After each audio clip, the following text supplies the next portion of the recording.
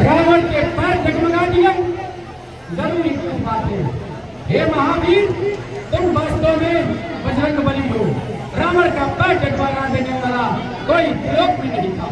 यदि मेरे मुंह को पड़े, बहुत पिस जाए पड़ने, मेरे मुक्के में वतन है, धरती भरी जाए साथन में, हर खेल वही मुक्का खाकर, तू मेरे स्वरूप जीवित है, तू केवल जीत है लस्कंधर, हनुमत स्वयं ही में जीत है।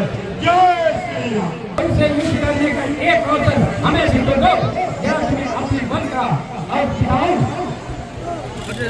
देखिए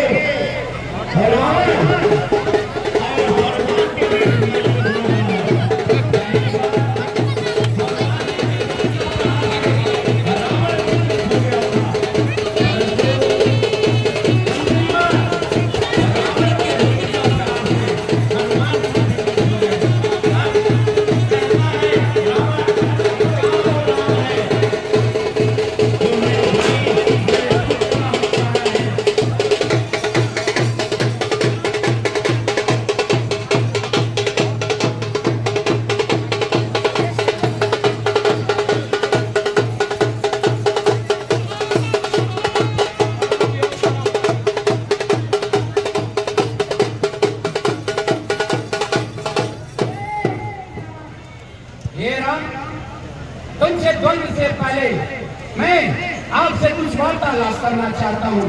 क्या आप इसके लिए सज्ज हो? कहना चाहते हो कह सकते हो। मैं तुम्हारे समक्ष प्रस्तुत हूँ। आज तुम्हारी सारी अभिलाषाएं पूर्ण होंगी। कहा जाता है तुम्हारे पिता महाराज दशरथ एक महाप्रतापी राजा थे। उनसे भी मेरा द्वंद्व हो चुका है। तुम उनके पुत्र तथा अयोध्या के युवराज भी हो। हे राम, किसी राज्य की सीमा का उल्लंघन करना किस युवराज का धर्म है?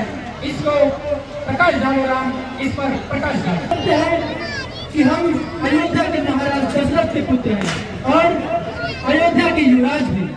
परंतु हे रावण, हम एक महाराज के पुत्र अयोध्या में हैं, न कि वन में। वन में हम मात्र एक वनवासी हैं और एक वनवासी के लिए किसी भी राज्य की कोई सीमा नहीं होती। इसी कारण से हमने दंडकारण्य में प्रवेश करने से पहले किसी की अनुमति लेना उचित नहीं समझा। तुमने सच कहा कि तुम वनवासी, वास्तव में तुम वनवासी ही हो। हे राम, तुम स्त्री जाति का सम्मान करते हो। अहिल्या का उद्धार किया। राक्षसी तारका का वध न्यायोचित था। अपार नरभक्षणी थी, लेकिन मेरी बहन सुप्रखा का नाक और कान कतर दिया। तुम जानते हो, एक कुरूप स्त्री इस समाज के लिए अभिशाप मानी जाती है और तुमने उसका रूप हरण किया। इसके विपरीत यदि मैंने सीता हरण किया तो इसमें कौन सी अमर्यादा है और तुम्हारी कौन सी मर्यादा है राम? इस पर प्रकाश डालो। हमारी बहन सुपर्णखा एक ब्राह्मण कन्या थी, परंतु उसका व्यवहार बहुत ही अभद्र था। किसी पर पुरुष पर बुरी नजर डालने वाली स्त्री के साथ यह होना योग्य है। यदि इस संसार में आगे भी कोई स्त्री इस तरह का दुराचार करेगी तो उसका भी हाल वही होगा जो तुम्हारी बहन सुपर्णखा का हुआ। तो अपने आकार से बड़ा न होने दो। अब तुम रावण से बात कर रहे हो। हे राम, तुमसे द्वंद्व में हर एक बात का प्रतिशोध लूंगा। उससे पहले हे राम, अयुद्धमानम प्रक्षणम प्रांजलम शरणागतम अयुद्धमानम मन हुआ तुम्हें वहां से, अर्थात जो समूह के युद्ध न कर रहा हो, युद्ध से भाग रहा हो या पागल हो गया, वो वध करने योग्य नहीं है। मेरा मित्र किष्किंधापति महाराज स्वर्गीय बाली को तुमने पेड़ की आड़ से एक हिंसक पशु की बात मार डाला राम? क्यों? उसने तुम्हारा क्या बिगाड़ा था राम? क्या बिगाड़ा था? बाल एक बहुत ही बलशाली और ज्ञानवान था, परंतु उसके द्वारा किए गए कृत्य बहुत ही निंदनीय थे। उसने अपने छोटे अनुज महाराज सुग्रीव की भार्या को बलपूर्वक अपने घर पत्नी बनाकर रखा। क्या यह कार्य उचित था? इन्हीं कारणों से मैंने बाल को काल के गाल में भेज दिया।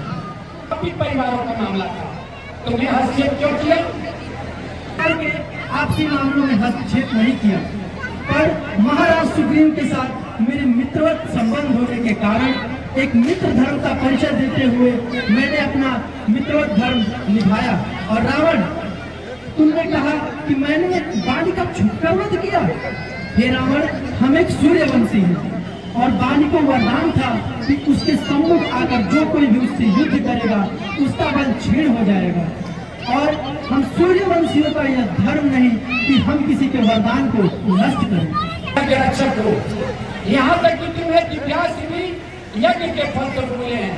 वो दिव्यास महर्षि विश्वामित्र और अगस्त के द्वारा दिए गए।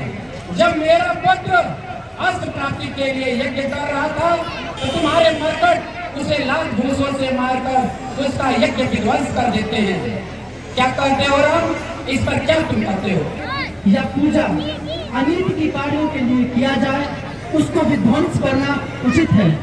तुम्हारा पुत्र जो यज्ञ कर रहा था उसके द्वारा पाए गए सिद्धि तथा अस्त्रों से वह अधर्म के मार्ग पर अग्रसर होता और ऋषि मुनियों के कार्य में बाधा आती। इसी कारण मैंने उसके यज्ञ का विध्वंस कराया और उसको काल के गाल में पहुंचा दिया। और हे निश्चलपति, हे दशकंधर, आज तुम्हारे समस्त पापों का दंड यह राम तुम्हें अवश्य देगा। आज तुम्हारी मृत्यु तय है। आज ये संसार राम का मत देखेगा। रावण से दंड देना किसी वनवासी का काम नहीं, एक राजा का है।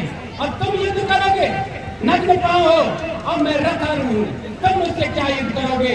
लेकिन रावण की मर्यादा देखो कि रावण तुमसे युद्ध करेगा, कोई माया भी प्रयोग नहीं करेगा।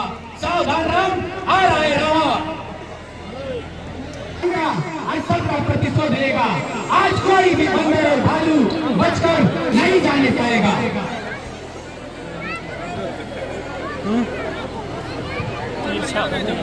उधर भगवान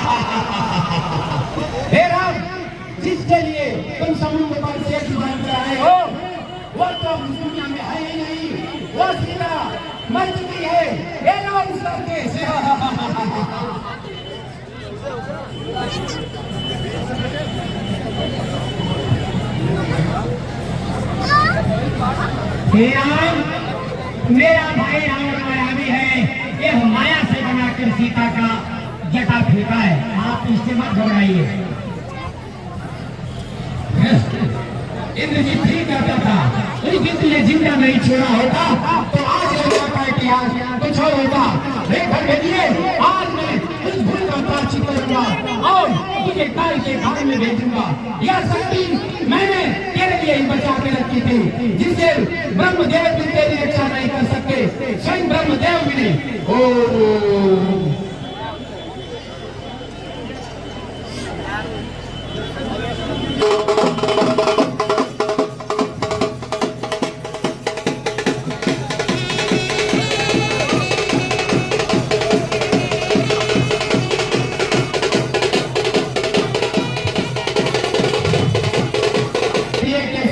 अच्छी मित्रता निभा रहे हो, मैं भी देख रहा हूँ तुम भी कम में किसी रक्षा करते हो।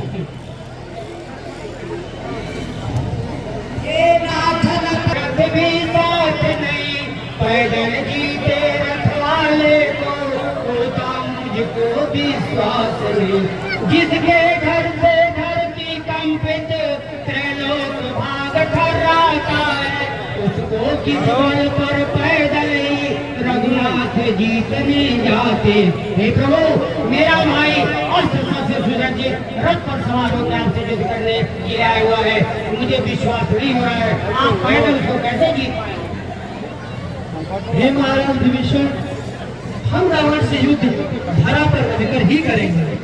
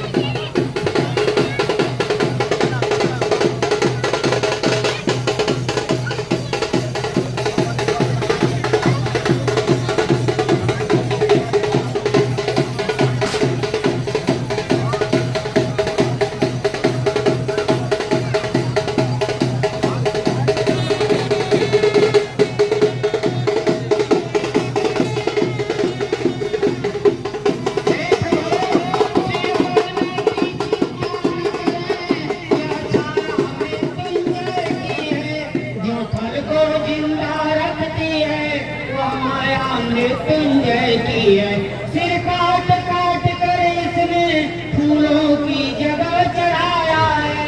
यदि किसी यत्न से महादेव इसके ख्याल से हट जाए तो सिर की बार नष्ट होकर असली मस्तक भी कट जाए। नाभि में है इसके अमृत जो खल को जिंदा रखती है। छोड़िए ऐसे सर सोखे जो इसके उस बल को। हे प्रभु, सिर मारने की चिंता न करें, यह माया मृत्युंजय वाले शंकर भगवान की है। इसकी नाभि में अमृत है, ये इसीलिए खल जिंदा हो रहा है। ऐसे बात छोड़िए जो इसकी नाभि के अमृत को सोखे और इसकी मृत्यु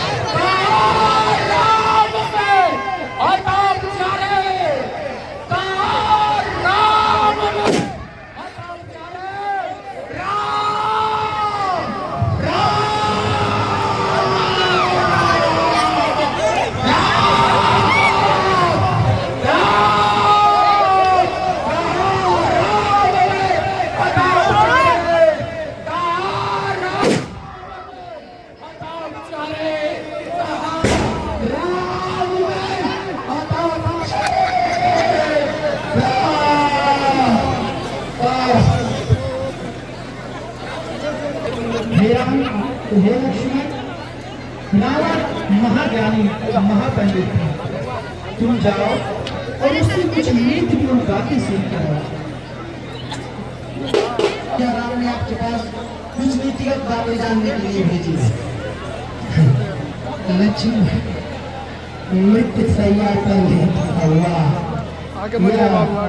लंकेश आपको क्या ध्यान देगा? जाओ और अपने भैया राम को भेजो। महाराज रावण के द्वारा मुझे कोई भी ज्ञान नहीं दिया गया। हे लक्ष्मण, जब तुम गए थे तो कहाँ खड़े थे? हे भैया, मैं तो उनके सिर के पास खड़ा था।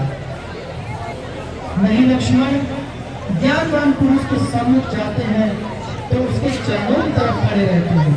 अतएव तुम पुनः एक बार जाओ और इस बार तुम महाराज राम के चरणों की तरफ खड़ा रहो। जैसे आप क्या कह रहे हैं।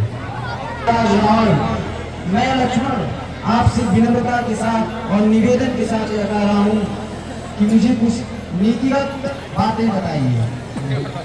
आखिर आपके भैया ने आपको पुनः भेजी है। मुझे मालूम था कि मर्यादा पुरुषोत्तम श्री राम आपको जरूर भेजेंगे। हे लक्ष्मण, मैं तुम्हें निराश नहीं करूंगा। कुछ नीत वचन तुमसे अवश्य कहूंगा। हे लक्ष्मण, मैं अपने जीवन के कुछ अनुभव का वर्णन करता हूँ। हे लक्ष्मण, मैं महर्षि विशर्वा और माता केकसी का प्रथम पुत्र दशानन हूँ। मेरे अंदर बहुत महत्वाकांक्षा थी और अपने महत्वाकांक्षा के फलस्वरूप त्रिलोक विजेता बना। त्रिलोक विजेता बनने के बाद मैं एक बार एक जगह रुका हुआ था। एक माँ अपने पुत्र से रही थी कि हे पुत्र, शांत हो जाओ, कल तुम्हें मैं दुग्ध की व्यवस्था करूंगी। आज हमारे पास दुग्ध नहीं।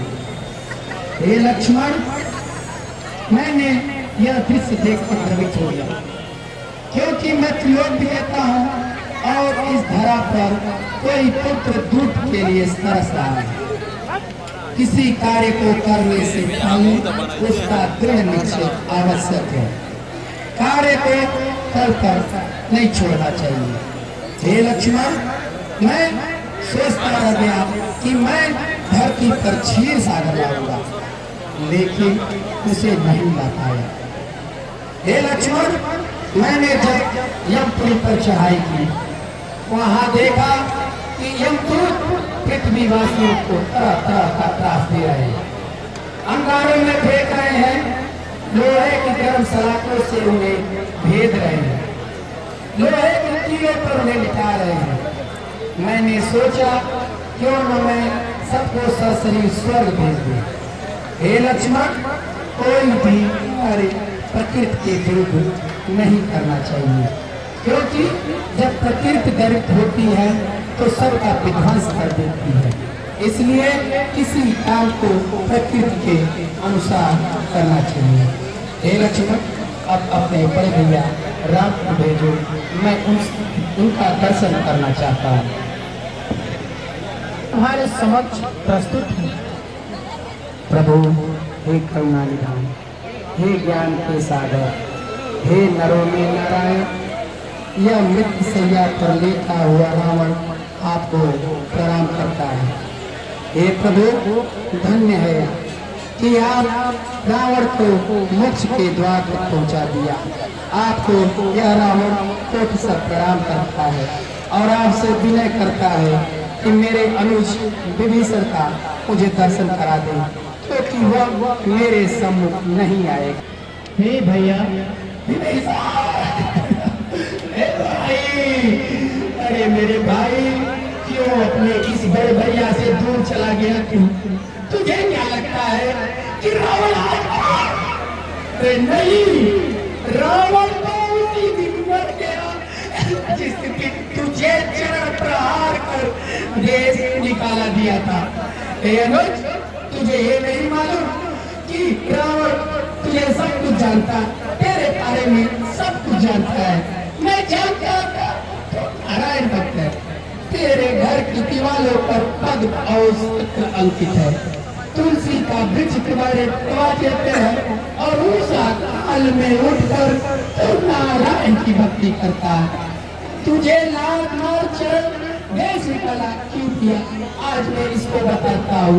तुम नारायण भक्त और तुम धर्म युक्त बातें करते, जिसका विद्रोह लंका में दूर दूर तक था। लोग कहते थे, लंकावासी कहते थे कि आपका छोटा भाई भक्त है। मैं कहता था नहीं, मेरा अनुज नारायण भक्त नहीं है। सब कुछ जानने के बाद उनकी बातों को सुना करता था। मैं राम और युद्ध का परिणाम भी जानता था कि इस युद्ध में समस्त पुलस्त वंश का अंत हो जाएगा। पुलस्त वंश का दिया जलाने वाला कोई नहीं बचेगा। इसी बात को ध्यान में रख तुझे चरण प्रहार किया, ताकि तू मेरे प्रति तू मेरे प्रति नफरत और तू मेरे प्रति द्वेष लेके जा। यदि ये सब नहीं लेकर जाता तो लंका और लंका राष्ट्र की भलाई नहीं होती, लंका की जनता की भलाई नहीं होती और पुलिस वंश का दिया कोई चलाने वाला नहीं बचता। मैं अपने इष्ट देवादी देव महादेव की सौगंध मिटा के मृत्युशैया पर लेटा हुआ तेरा ये तब झूठ नहीं बोलेगा। मेरी बातों पर विश्वास रख, मेरी मेरी बातों को तू विश्वास कर। हाँ भाई, मुझे विश्वास है। जब चेत हुआ तो चिल्लाया, मैंने ही घर को ढाहा है।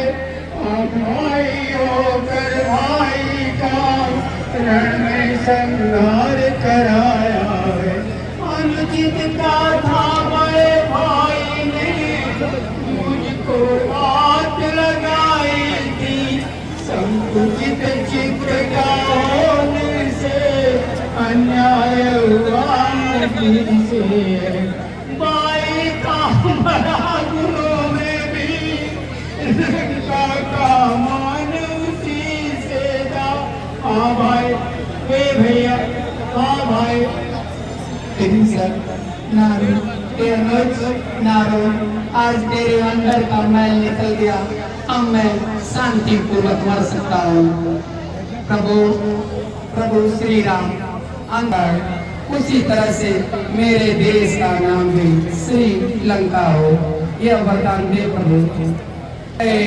श्री राम।